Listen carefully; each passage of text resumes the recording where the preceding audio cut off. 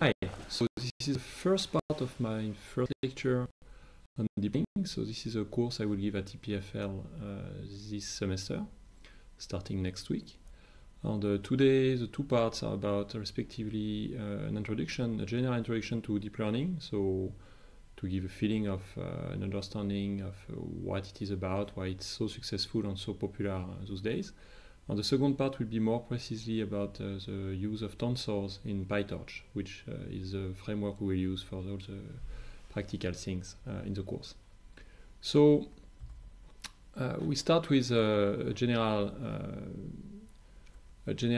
introduction to machine learning. So why do we need machine learning in general?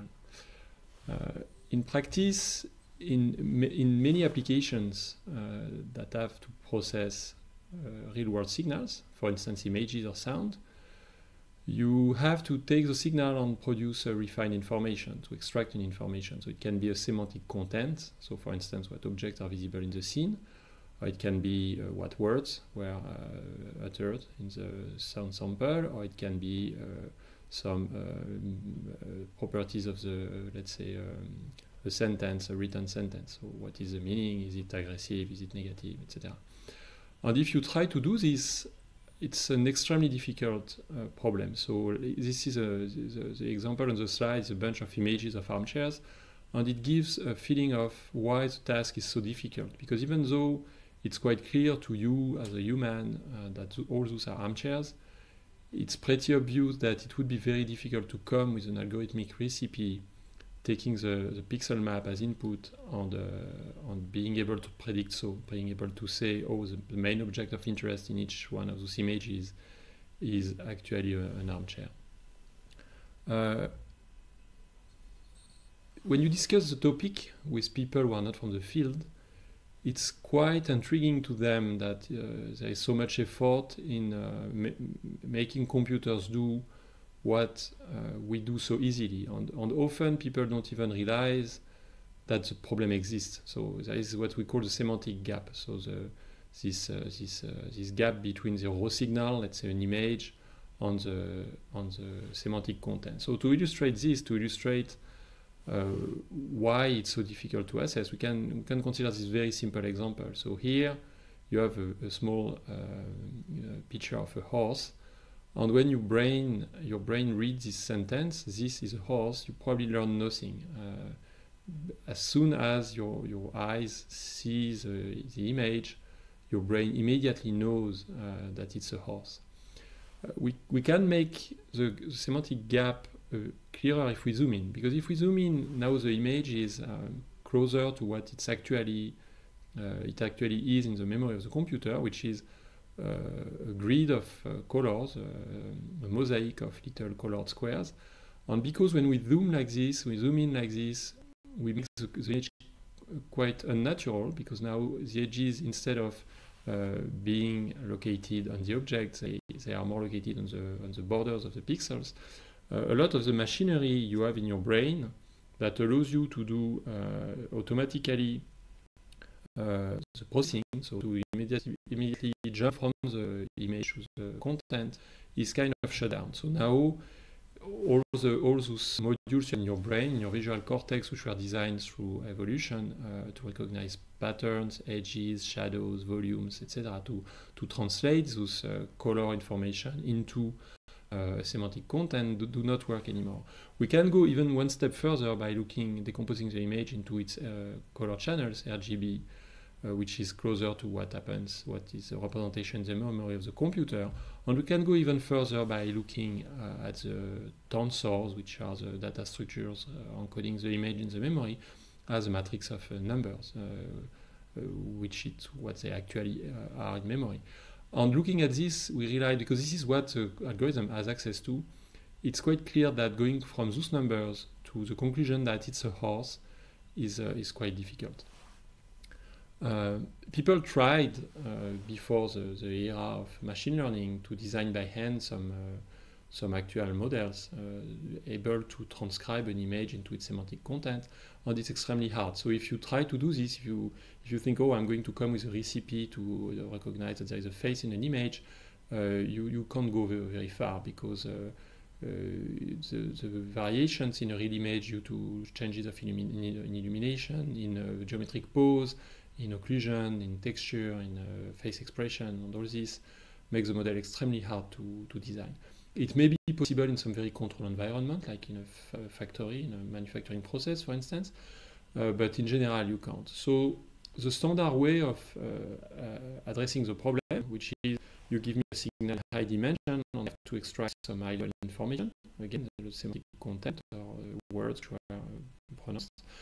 The usual way now is to design a complicated piece of software which has a lot of free parameters. So it's basically an algorithm which has some aspect of it as usual. There are loops and computations and sequences of operations, but all those operations are parameterized by numerical values which are not fixed. So they are selected at random initially, and due to your expert knowledge, you are confident that this piece of software, for some values of those parameters, will do what it's supposed to do. So for instance, it will predict one bit of information, which is 0 if there is no horse in the image, and 1 if there is a horse. And then in the second phase, you take a lot of what we call training points or training data, and you are going to look for the values of the parameters that make your piece of software work on those exemplar data. And this is called training. So again, the two things. First, you design what we call a model, which is a piece of software with some parameters whose values are undefined. And then there is the training, where you take exemplar data, you take training data, and you look for the parameter values which are going to make your algorithm do what it's supposed to do. And this has similarities with biology, because biological systems, nervous systems, have the same property. You have a part of the structure which is DNA encoded and which is given prior to the very existence of the organism. So for a human, it will be the very brain structure. And a lot of the parameters in this model, so in the case of nervous system, the synaptic weights, are tuned through the experience of the organism. So while it's confronted to the world through its senses or through feedbacks, pain and stuff, it will be able to tune the synaptic weights so that the model eventually leads it to a proper behavior. On this duality of a model on the training phase is very similar to what happens with machine learning. And so now machine learning encompasses all those methods, where you have a model with free parameters that you tune by looking at statistical regularity of training data.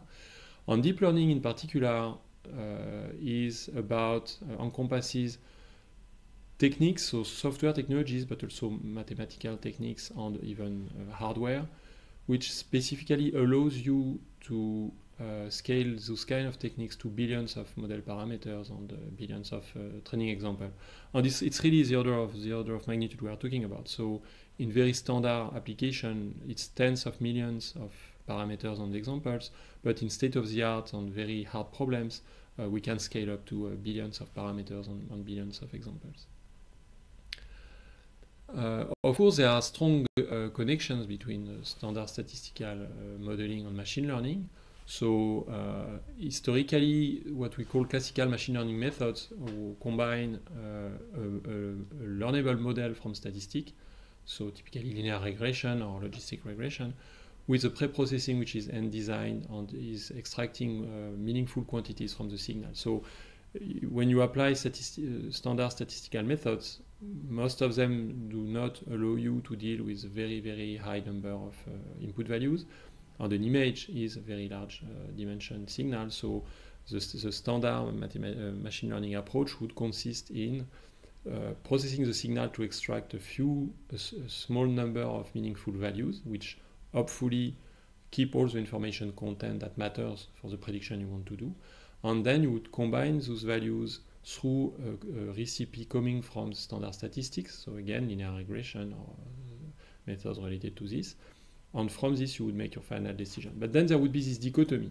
There would be this dichotomy that first you process the signal through completely end-designed processing, and then you would take the outcome of this pre-processing and feed it to a statistical processing that would make the conclusion, and this statistical processing would be tuned on training data. And artificial neural networks, even though they are in some ways the oldest of those machine learning approaches, do not follow this dichotomy. And this is key in what is called deep learning, is that instead of having, first I process the data in a ad hoc manner, and then I combine my extracted value in a statistical method which is tuned on data. The neural networks basically dispatch the parameters all over the place. So a neural network is a succession, is a series of processing, each of them is parametric. So you don't have this dichotomy. Basically, all those modules at the same time extract meaningful values and try to reach conclusion. So the word deep is simply that you are going to stack more and more of those parameterized processing, in a stack of processing. Okay, it's interesting to do a bit of history and to see how we went from first where are the artificial neural networks coming from, and then how we transitioned from those era of artificial neural networks to what is now called deep learning. So we can probably trace back the origins of neural networks to McGullagh and Pitts in 1943, where they proposed to model the nervous systems as a network of threshold logic units. And basically what they were suggesting is that you can put all the intelligence in the connections between simple units. So they proposed a model of the nervous system where very simple units doing very simple computation were able to do an arbitrary mathematical function, to compute an arbitrary mathematical functions simply by being combined in a network in an appropriate manner. And so this opens the way to the notion that you can have a class of processings which are parameterized through the connection between units and still has extremely strong expressive power. You can basically do anything with them.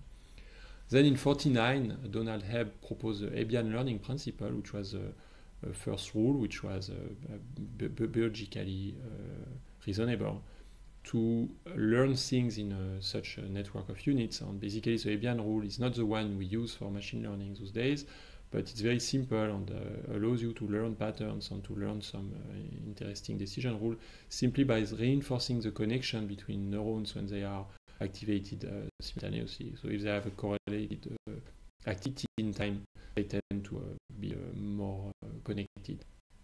In 1951, Minsky created the first artificial neural network using the Hebbian learning, the 40 neurons. In 1958, Rosenblatt created the first perceptron, which perceptron, will come back to this, is the simplest form of neural network. It's a single neuron to classify images of size 2020. In 1959, there was a very important contribution from Hubel and Wiesel about the results on what are the kind of processing happening in the cat's visual cortex. It was a very important work because it not only gave information about what actually happened there, so it was interesting in itself because it gives information about the world, about nature, but also it kind of created a strong bridge between standard signal processing on the mathematical world, on the neural processing, and in some way it kind of removed a bit of the magic around the brain. The brain, the visual cortex, was not anymore a big chunk of neural tissue where some magic happens. It was actually a sequence of processing that each of them can be understood as something meaningful from a mathematical perspective. You have first edge detection, and then combination of edges, and the detection of motion of edges, etc. Then in 1982, Verbos proposed backpropagation to train artificial neural networks. So backprop is one of the key components of deep learning. It's basically simply doing using standard chain rule from differential calculus to train your neural network. And now we can go a bit through the different network architectures since the 80s. So the first is the neocognitron by Fukushima in 1980 that implemented in a software the result from Hubel and Wiesel. So this notion of processing an input image forward by extracting more and more sophisticated components.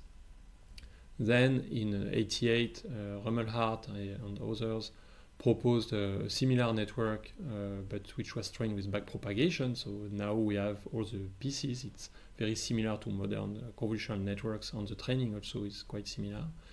And then from the late 80s to the mid 90s, late 90s, LeCun and others proposed the LeNet architectures, which are convolutional neural networks very similar to the modern stuff to do unwritten digit recognition. And then in 2012, there was a very important contribution by Krzyzewski and Hinton about designing a network very similar to the convolutional neural network designed for digit recognition, so very similar to the LeNet family of networks, but just far bigger. So they implemented this on GPUs, and simply by making this network huge, they were able to improve the state of the art in image classification by more than 10 points. So it was quite of a wake-up call for the computer vision community, because again, the algorithm they proposed was extremely simple. It's basically a LeNet with some technical details. So they use specific activation function, and also it was implemented in a very, very smart way to take advantage of GPUs. But it's basically just bigger, and it worked absolutely beautifully. So then this reignited in some ways, because there was also some work by Schmidhuber's group, which was already going this way of using huge networks on GPUs.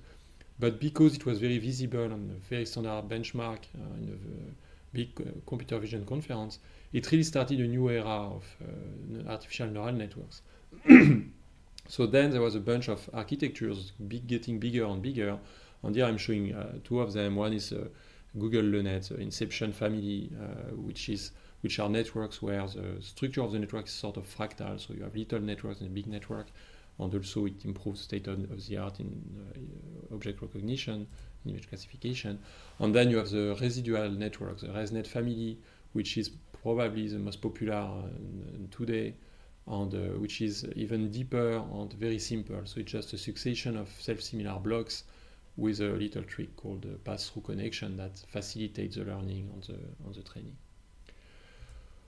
Okay, so in some sense, deep learning is simply a natural generalization of a neural network. So a neural network in the historical meaning is a bunch of layers of neurons, each neuron connected to a bunch of neurons which are before in the network, and sending activation to neurons that follow in the network.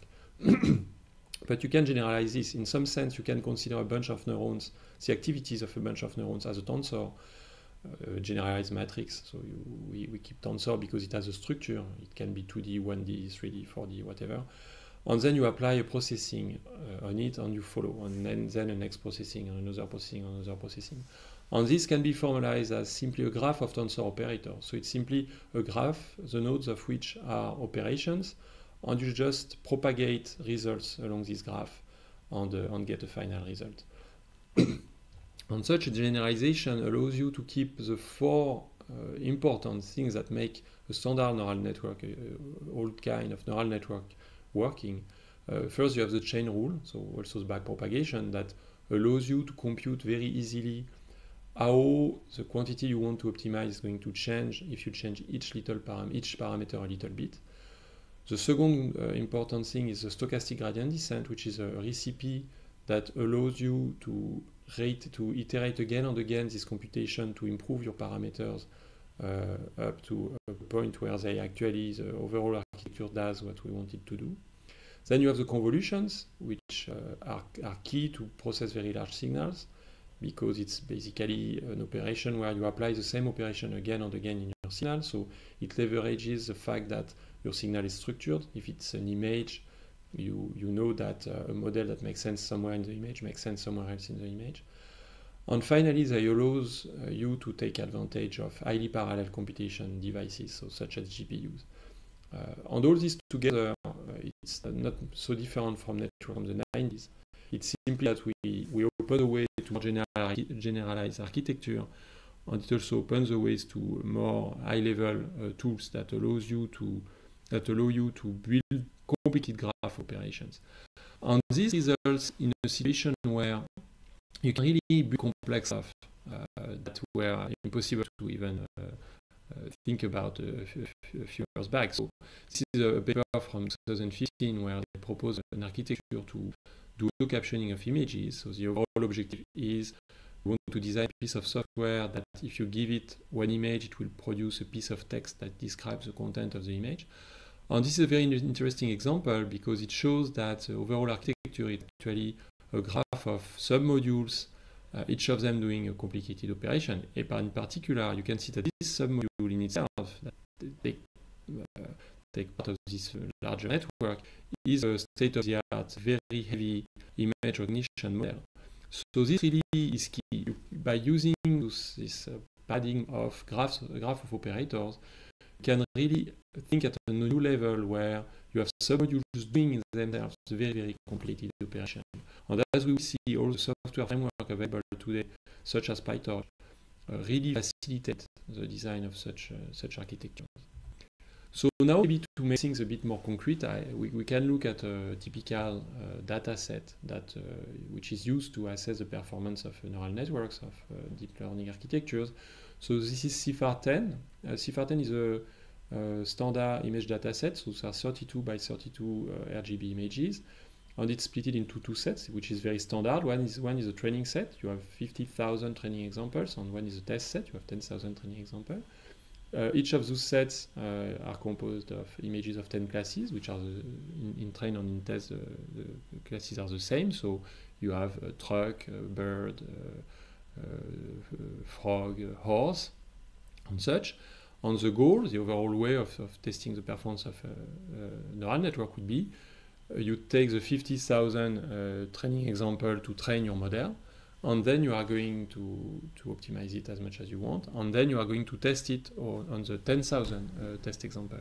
So which means that on every image, your model is going to predict a value between 0 and 9, corresponding to the class it believes the image is of.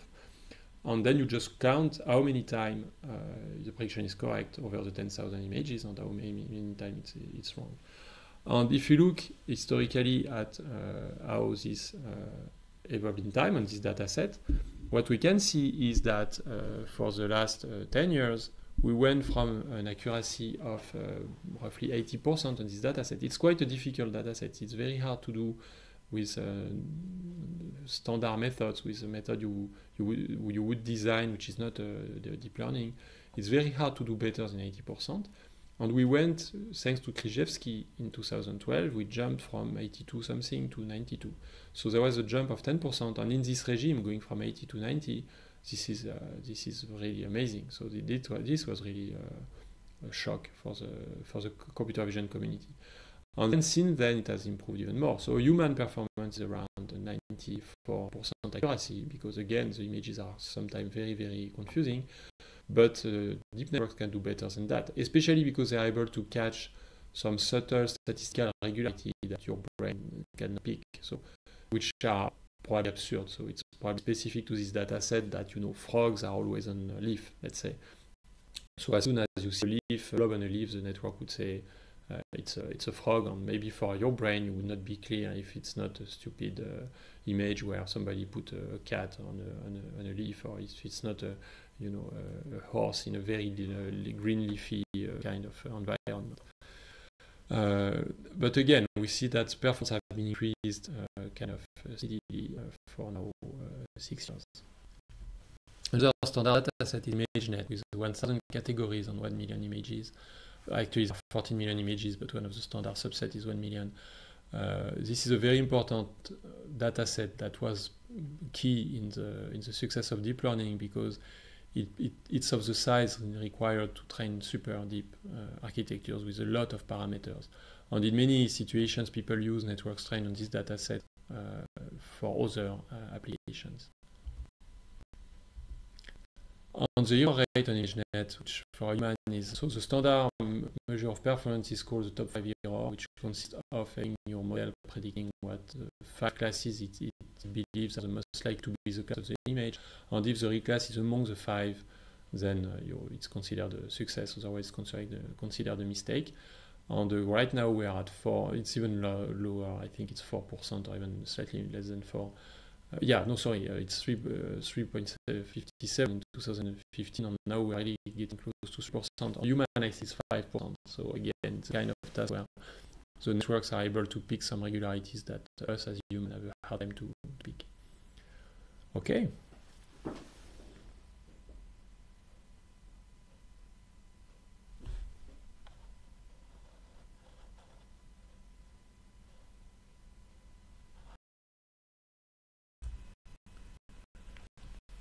So the application domains of deep learning are like extremely wide. So it goes from object detection, segmentation. So this is an example of what we call semantic segmentation, where individual pixels are associated to classes or individual objects. Human pose estimation, where you are given an image of a human in a single image, and the goal is to predict the joint locations. Image generation, where the training is done from a data set and without labels, and the goal is just to produce similar images, so to sample according to the underlying distribution of the images. So this was trained on images of bedrooms, and even though, so this is a paper from 2015, there are more impressive results those days, but even this, you have to agree that looking at this, they look like bedrooms. If you look carefully, you realize that there are some weird bugs, some weird, there are bizarre in the reality of this universe, but still, they look like bedrooms. Reinforcement learning, where the objective is to given a signal to predict the best action to do to reach a long-term goal. So this was a paper in Nature about training a network to play Atari games. It was very impressive because those games were not designed for an experiment in deep learning. They were designed to be fun for a human to play a few years back, 2 decades back. So the fact that people were able to train a neural network to do better, to play at human level, directly getting the image and pushing the buttons on the joystick was very, very impressive. Then there is strategy games, and there was this very important event that deep learning based Go player called AlphaGo, designed by DeepMind, won first 5 games to 0 against a European Go champion, and then 4 games to 1 against a very strong, maybe best world player in Go. It was very surprising to people and very shocking, because even the researchers from the field of designing Go playing algorithm thought that this would not happen for at least one more decade, so that it went so brutally from seeing this far in the future to 4 games to 1, and now it's even worse because there is AlphaGo 0 and then Alpha 0, which is an evolution of the algorithm of 2016, which just plays against itself and is able to completely crush any human player. That's very, very surprising and impressive. Then there is natural language processing, for instance, translation. So the model is trained with a bunch of images in one language, and a bunch of sentences of one language, and a bunch of sentences from another language, and then is able to automatically translate from one to the other. Auto-captioning, where you are given an image and the system predicts automatically the content. So it's a mix of image processing and natural language processing.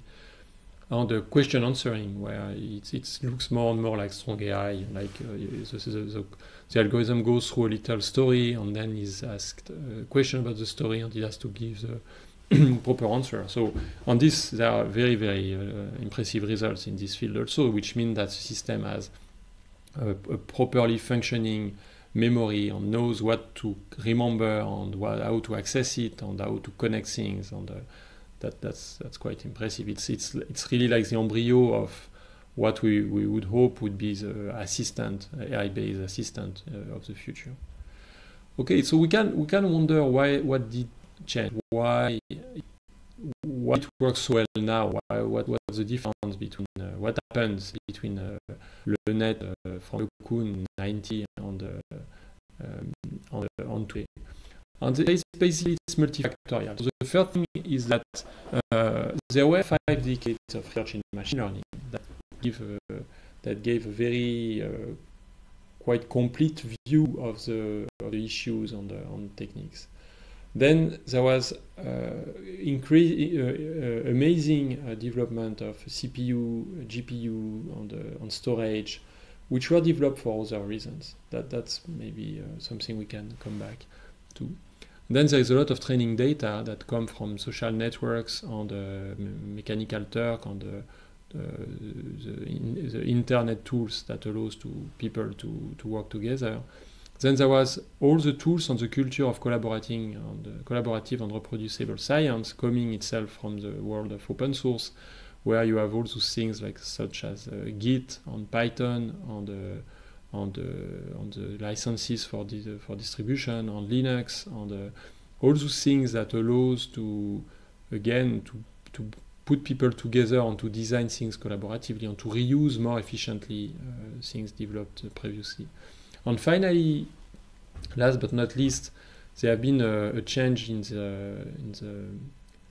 the world of corporations, in the sense that with Google and Amazon and Facebook, you suddenly had large actors with a lot of financial means, which are interested in improving machine learning, even marginally. So suddenly we went from a situation where basically machine learning would have been interesting only if it completely solved almost AI level, strong AI level problems like scene understanding and language understanding.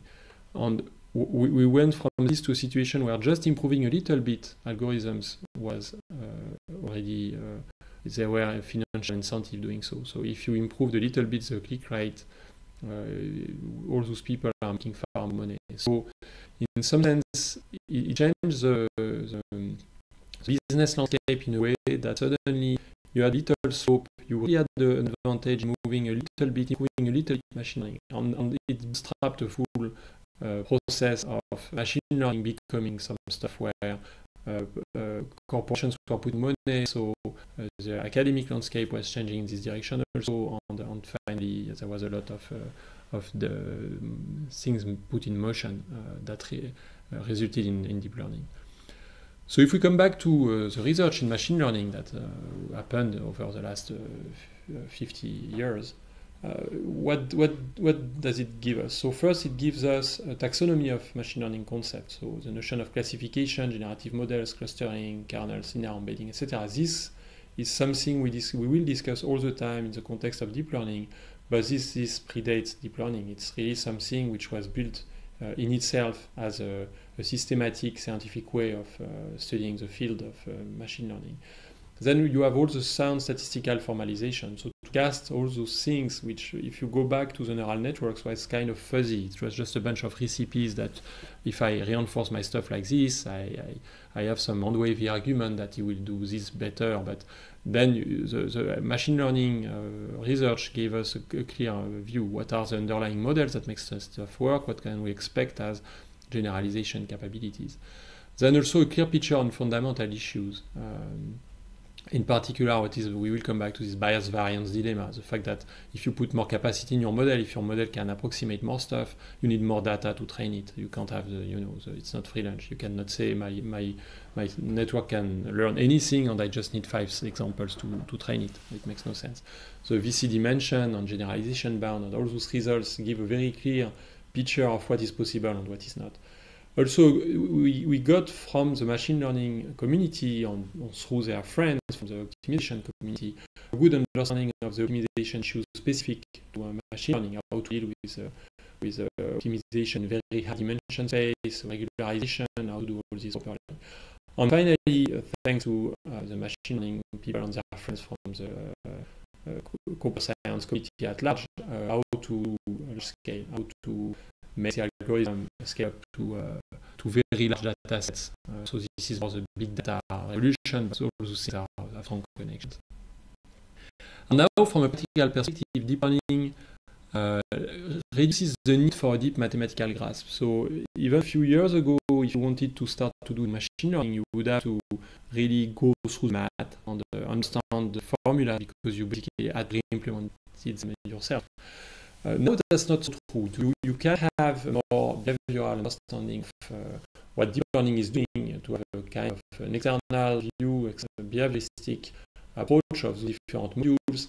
And even if you are not so, even if you don't go into the mathematical details, you can already use them. And for this course, we will go into the mathematical details because I think it's key. I mean, here we are trying not only to understand the stuff done, but to open ourselves to creating new stuff and understanding the stuff which is not already understood. So, but to use deep learning tools, you don't need as much mathematical understanding as it was the case for standard machine learning a few years back.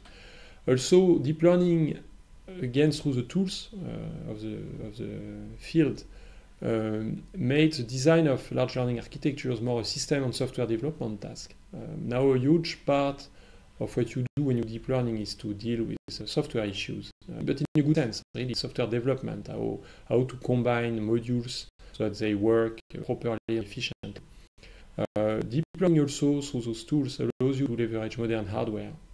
It's transparent to you. So a few years back, again, if you were designing this very nice optimization method for support vector machines, and suddenly you are thinking, okay, I'm going to use it on a cluster of PC, or I'm going to use it on a GPU, you had basically to rewrite your algorithm from scratch. Deep learning and deep learning tools provide you a level of granularity and a level of understanding representation such that you design your thing without caring much about this. And if you have GPUs, okay, and if you have multiple GPUs, you can really easily use them. An important also aspect of deep learning, and this is the way it is described by some, that it can leverage very, very large data sets. So many techniques tend to plateau after a while because getting 100 million example instead of 10 million example would not make such a difference. But for deep learning it is, mostly because you can increase the complexity of your model very easy. So you get more data, you make your model more complicated, and you tune parameters. And finally, quite an important phenomenon is that it's getting more and more central, is that not only we are designing algorithms to create neural networks or to create to train predictors, but predictors themselves are assets.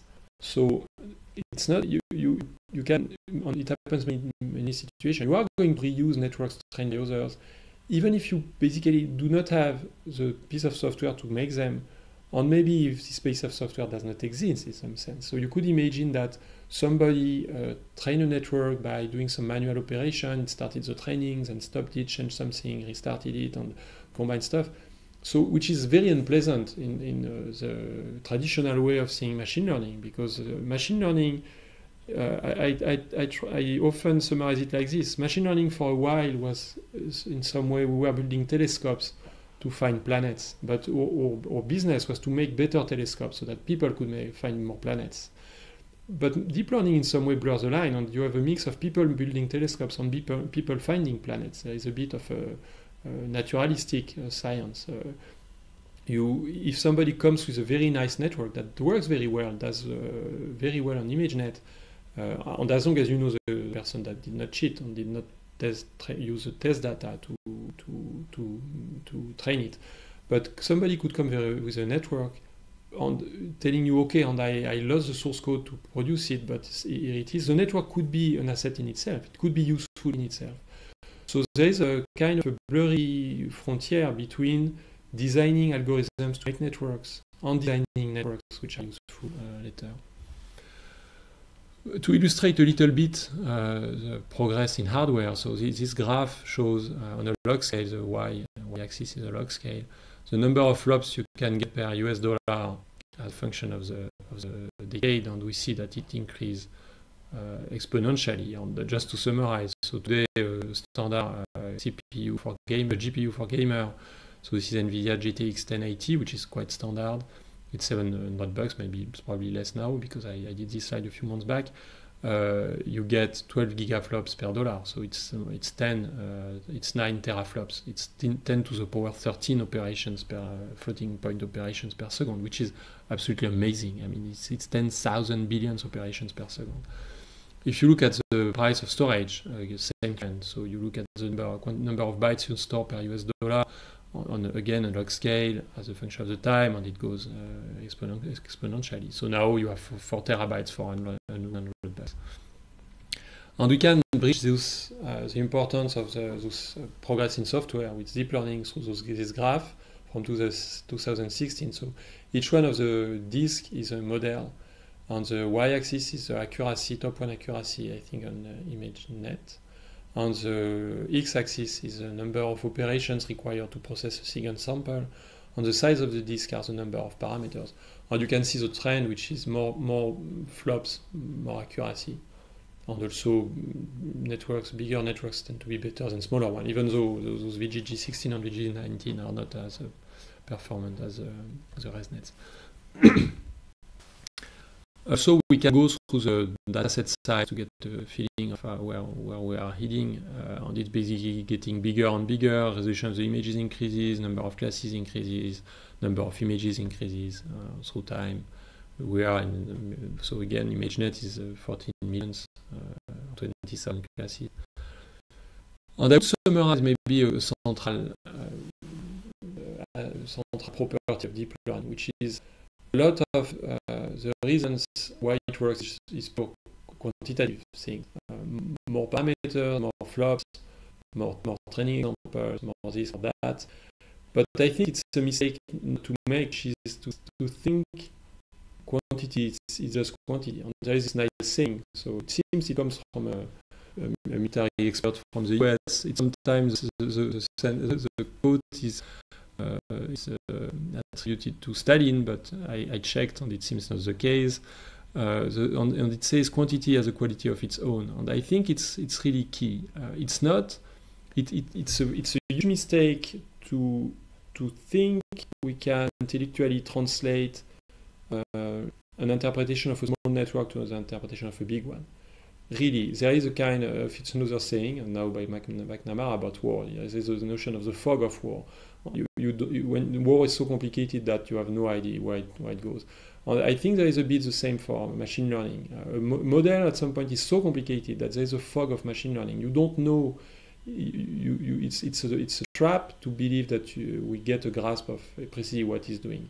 A 100-layer network with 512 channels in the layers and with 1 billion parameters is not just a bigger network of size with 10,000 parameters. Something different happens, and this is the feeling you get when you play with all those things.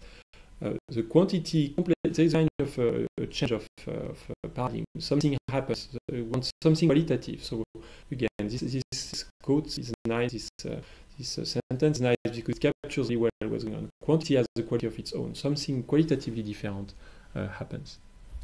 So to make things concrete, we can look at a little piece of PyTorch to see what it looks like. So PyTorch is the framework we are going to use. There's a bunch of frameworks. Each of them has the same form. It's a front end in a low level, in a high level language such as Python, but there are other variants. On the back end, which is in a low level language, which directly interacts with directly the hardware or the libraries which attack the hardware. And you have a bunch of frameworks. So historically, a very popular one is the Torch created by Ronan Colobert when he was at IDIAP actually, and with Sami Benjo and others. And then he wrote the Torch 7, which was in Lua. The high-level language was Lua, which is a fantastic language, unfortunately not as popular as Python.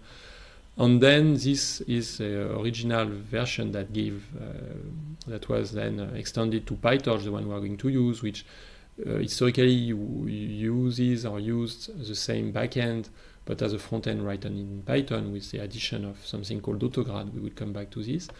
And basically, right now there is PyTorch, which has a front end in Python, BSD license, and the main backer is Facebook.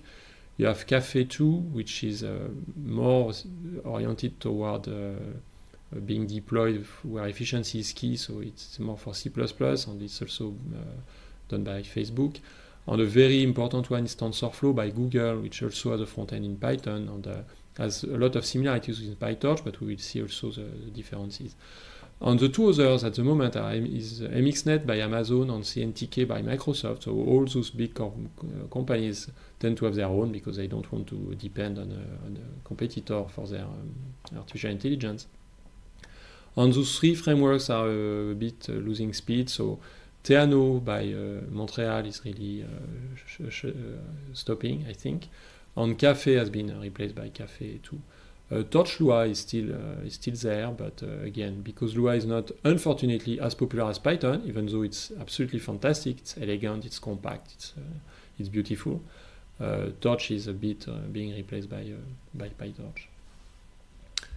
Okay, so PyTorch is basically a library, Python library that provides two important things. One is tensor computation. We will see what it means. It's generalized matrices with strong GPU acceleration, and more generally, it provides an abstraction for you of the tensor operations, and it will take advantage of the hardware you have at your disposal. And on top of those tensor computations, this low-level tensor computation, you have deep learning, deep neural networks modules, which are built with a tape-based autograph system. So we'll come back to this. It's a fantastic thing. It's basically something that transparently, when you do operations on tensors, records the operations, and then you can say, oh, by the way, now I need the derivative of this with respect to that, and this is done automatically for you. So it's very elegant. It's intellectually extremely simple. I mean, conceptually, it's trivial, but again, it's the kind of stuff when you start to use it, you realize how comfortable it is and how powerful it is. So as an example, I will look at a little experiment on NIST. So NIST is one of those very, very, very standard data set. If your stuff does not work on NIST, it does not work, and if it works on NIST, maybe it still does not work. But it's a necessary condition. Your algorithm must work on NIST to go somewhere else. And it's a very simple data set, 60,000 training samples, size 2828 scale, and you have 10,000 test samples. So CIFAR10 was built on this model. So CIFAR10 is basically the more difficult color images version of this. There are 10 classes for NIST, 10 classes for CIFAR. And the goal, as for CIFAR, is simply you train on the training examples, and then you want to predict the class on the test example. And this is a typical example of a piece of source written in PyTorch. So I don't expect you to understand what's going on here. It's just to give you a feeling of how compact it is and the kind of stuff. So the goal of this course basically is to give you the practical knowledge and the theoretical knowledge to understand exactly what's going on here, and to be able to change it if you think something should be done another way, and extend it and apply it to other problems. So there are basically three parts. The first one is the model itself. So this piece of code defines a network. Here you define what are the modules in the network. So this is called a convolution layer, and linear and fully connected layer. And then you define how those modules are combined to obtain a final result. And it's an imperative kind of programming where you just say, I apply this operation on this operation, and then I apply this one on this one, and then I apply this one, etc. So it's very straightforward. I mean, after the first course or the second, after the fourth course, we'll understand this hopefully perfectly well.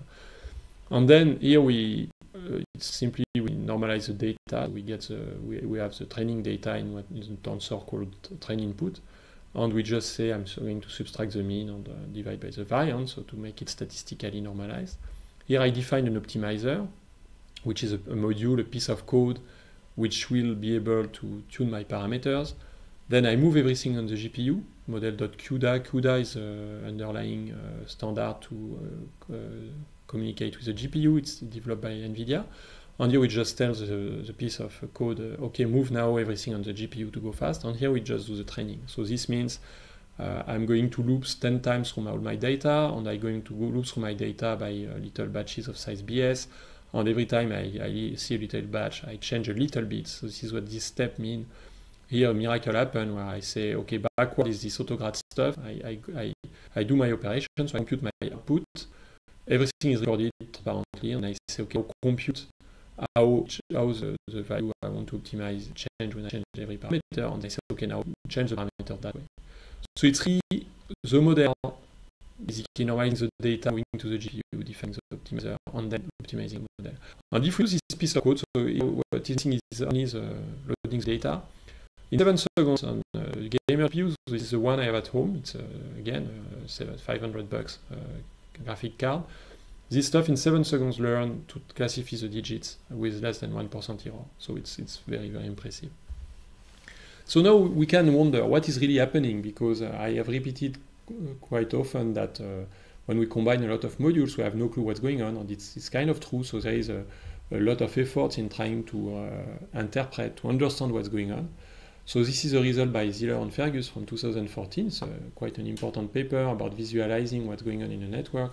So here, again, we will come back to this in the course. It's just to give a feeling. So what they do here is to look at little patches that maximizes the response of some units. And what we see is that in the initial layer of the network, they are really edge-like. When you move to the second layer, it starts to capture more complicated structure like disks and curves and corners and stuff.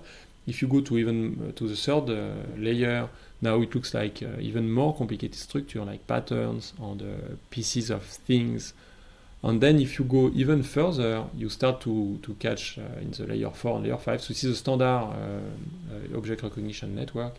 You start to really have units that encode dog faces and human faces and dog front legs and stuff like that.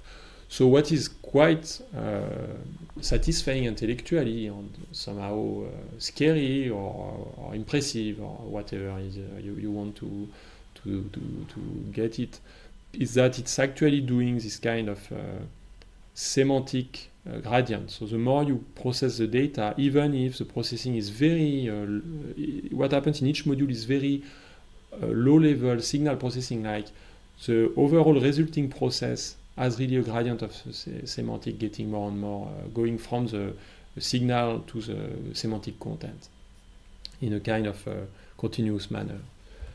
And another way of trying to picture what the network is doing is to do it the other way around. Instead of optimizing the model for the signal, you optimize the signal for the model. So you train your model on again for, let's say, image recognition, and then what you can do is that you freeze your model, so all the parameters are fixed, you don't touch them anymore, but you can apply the same kind of optimization now on the signal. So you can ask the question, what is the signal that makes my model respond the most? And here we see that, for instance, if you want we will run the same sort of experiment in the course. This is the 8th week, and we get actually images which are almost more beautiful than those ones. If you optimize you optimize your image to make the unit banana respond the most, for instance, this is the image you get. So on here you see starfish and screw and stuff. So here it shows that the model really has captured some reasonable characteristics of the image to define them. It's not a big weird mix that we have no clue what it's doing. Another variant of dreams consists of taking actual image and then it is properly classified. So, for instance, this is a tree, and to say, okay, now optimize the image that the network will be a building, and quickly reach this kind of images. So that's very neat because again, it looks scientifically it shows that the stuff is learning proper things, and at a more emotional level, it remembers us, it reminds us with hallucination and a bit like the drug-induced hallucinations.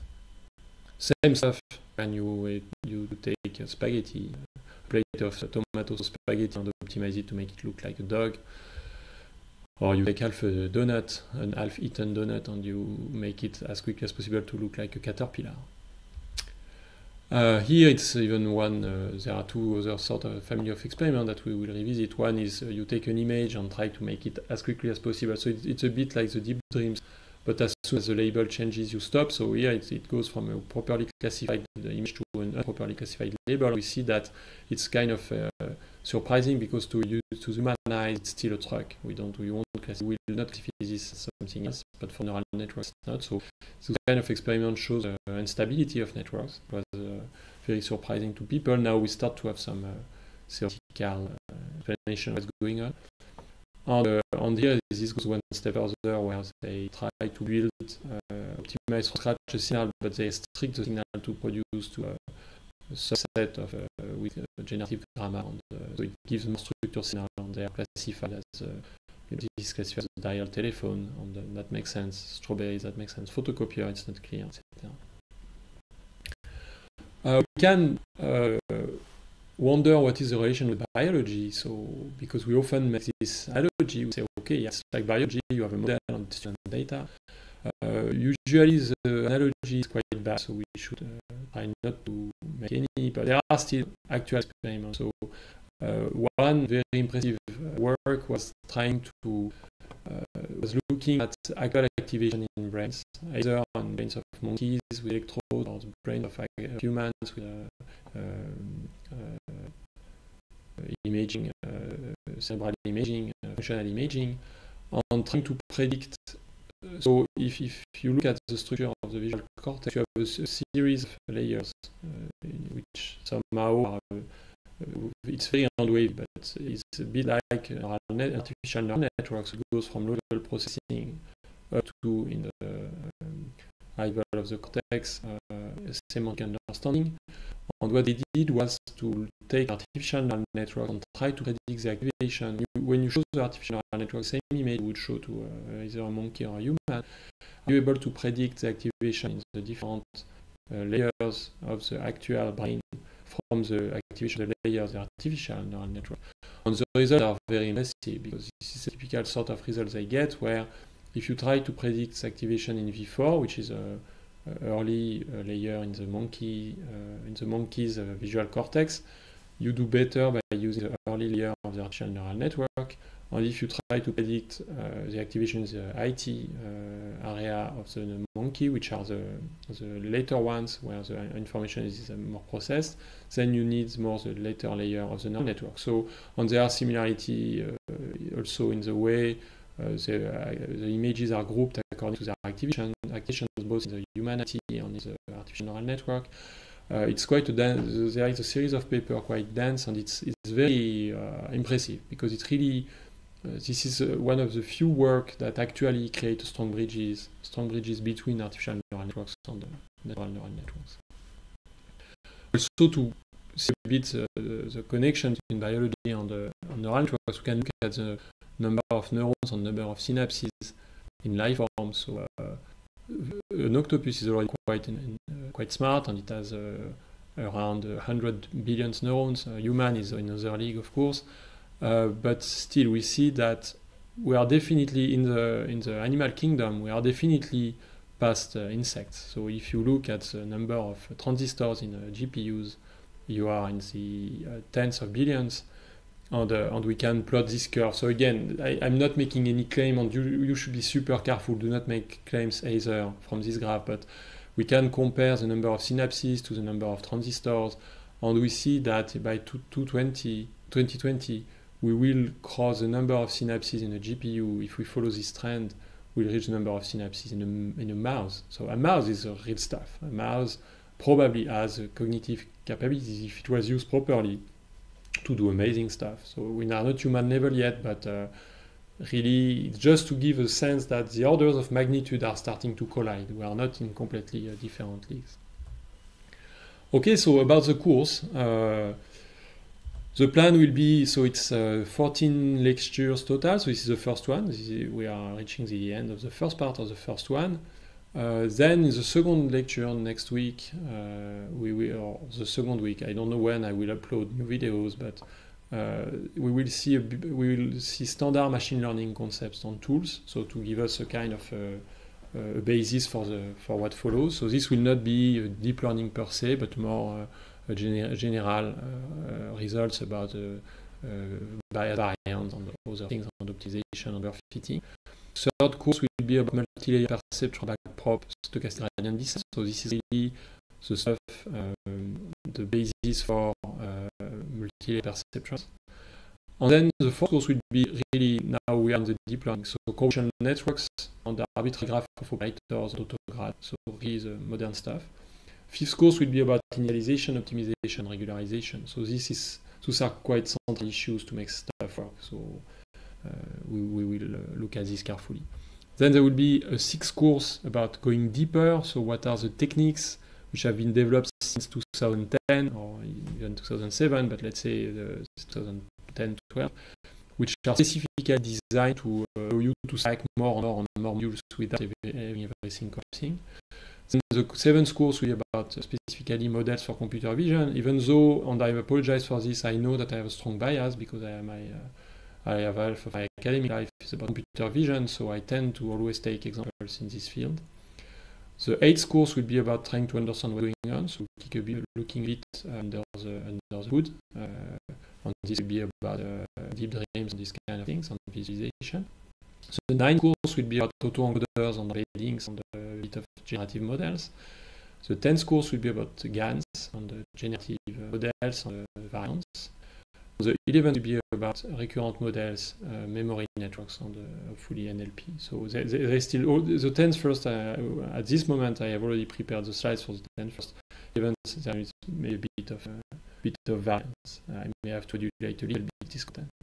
On the last courses will be given by invited speakers. So the 12th course will be given by Sumis Chintala from Facebook. So he's lead developer of PyTorch. It will be a great opportunity to have him maybe giving us some information about what they do at Facebook and how they use machine learning, and maybe a bit more about PyTorch. And then there will be 2 lectures given by Andreas Steiner from Google, who will be speaking about their framework, so TensorFlow. And I think it's crucial. So I picked PyTorch because there is this history at TDAP that Torch is from here, and also I think it's a simpler framework to do things quickly. I think for academic work and for teaching it's far better, but really TensorFlow has a huge market share in the industry applications. So you really, and also the 2 frameworks differ enough that it's not one is strictly better than the other. They are different, I think, domain of applications. They overlap quite a lot. The core things are quite common. Every time you discuss with somebody using TensorFlow, you say, "Oh, I can do this in PyTorch," he will tell you, "Oh, but I can do this in TensorFlow," vice versa. If you somebody from using TensorFlow to say, "Oh, but I'm able to do this," some guy from the PyTorch group will say, "Oh, I can do this." But it will be very interesting, and also it will also show us some of the stuff they do at Google. So I think it will be very great to have the speakers because it will anchor the course into actual use of deep learning in the real world. The prerequisites, so that I apologize in advance if the course is a bit dense, and I may have been a bit carried away and enthusiastic about the quantity of stuff I have put in it. So basically, you need a very good basis in linear algebra, differential calculus, and Python. If you don't have those bases, I think you're going to suffer. Python programming is quite easy, so if you have a bit of programming in background and you don't do Python, it should not be the issue. But the 2 others, if you are clueless in linear algebra, and I'm sorry for this, but I rely on you understanding really well what is an inner product, a matrix, a vector, an Euclidean space, a norm, etc. And for differential calculus also, if you don't know what is a gradient, a Jacobian, a Hessian, and the chain rule, you're in trouble.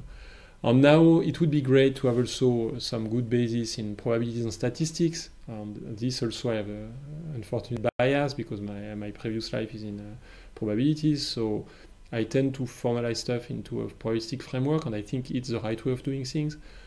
So you may need to have some good basis on this.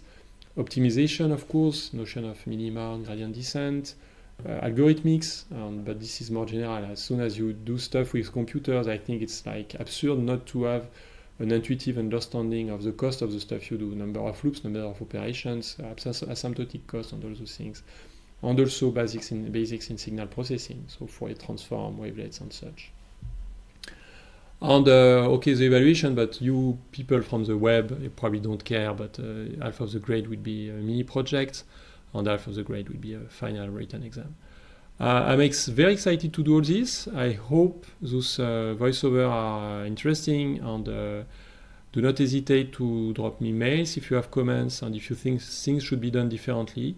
I'm very open to suggestions. Okay, thanks for your attention. So the next part will be about tensors today. Bye bye.